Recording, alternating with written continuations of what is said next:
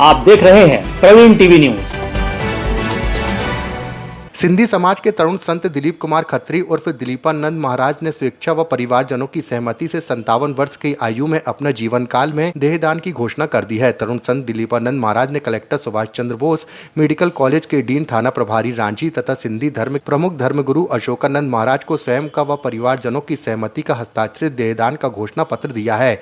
घोषणा पत्र में उन्होंने मांग रखी है कि उनकी मृत्यु के उपरांत उनके शरीर को मेडिकल में अध्ययन के लिए प्रशिक्षित चिकित्सकों के लिए उपयोग में लाया जाए। इसके बाद उनके शरीर को जलाया नहीं जाए, बल्कि मांसाहारी पशु पक्षियों के भोजन हेतु उनके समक्ष रख दिया जाए। आँखों का भी लिखा है और शरीर में जो किडनी है, लीवर है, वो भी अंगदान किए हैं।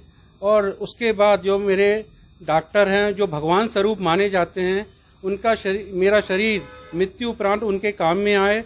और उसके बाद जब वो शरीर उनके किसी काम का न रहे, तो मैंने ये लिखित में कलेक्टर साहब को आवेदन दिया है कि उस शरीर को न जलाया जाए, न दफनाया जाए, बल्कि उन मांसाहारी पशुओं के सामने रखा जाए, ताकि मैं उनका भोजन और दाना पानी बन सकूं। यही मैं लक्ष्य रखता हूं, क्योंकि इस पृथ्वी पे उनके भगवान हम हैं और उन्हें अपनी भूख प्यास मिटाने के लिए ऊपर आसमान में न देखना पड़े, जिनकी दाना पानी व्यवस्था करने की हम अपनी जिम्मेदारी मानते हैं।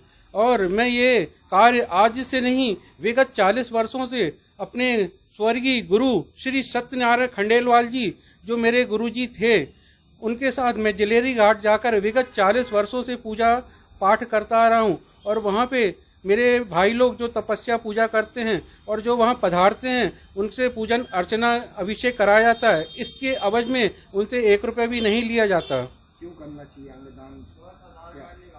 अंगदान करने से ये फायदा रहता है कि आप जीवित रहें न रहें, आपकी आंखें किसी दूसरे को मिलके वो इस दुनिया को देखेंगी। और जो बेचारा लीवर किडनी से पीड़ित रहता है, वो उसके काम आएगा, उसके परिवार वाले आपको दुआ देंगे।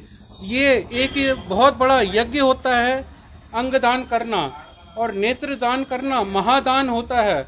और नेत्रदान करने का मैंने जो संकल्प लिया है लोगों तक पहुंचाने का, इसके लिए मैं जबलपुर के डॉक्टर पवन स्थापक से निवेदन करूंगा कि मुझे इस कार्य में अपने साथ सहयोग प्रदान करें, ताकि मैं यह बात जबलपुर के अपेक्षा पूरी इंडिया में ये बात लहरा सकूं। आपके परिवार की सहमति इसमें?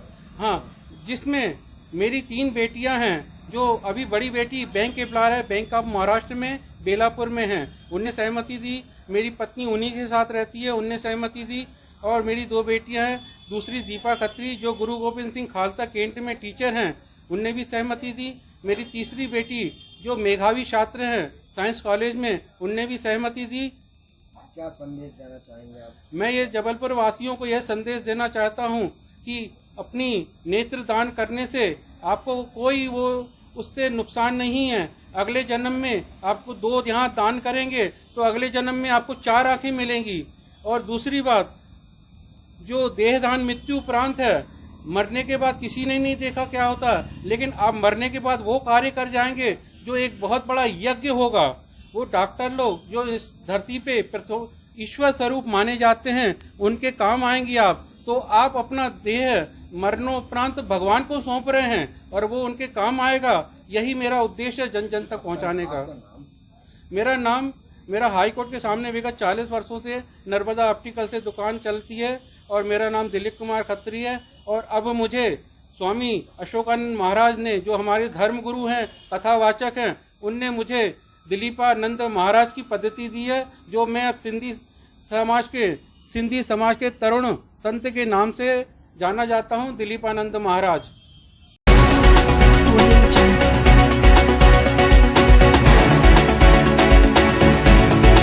आप देख रहे हैं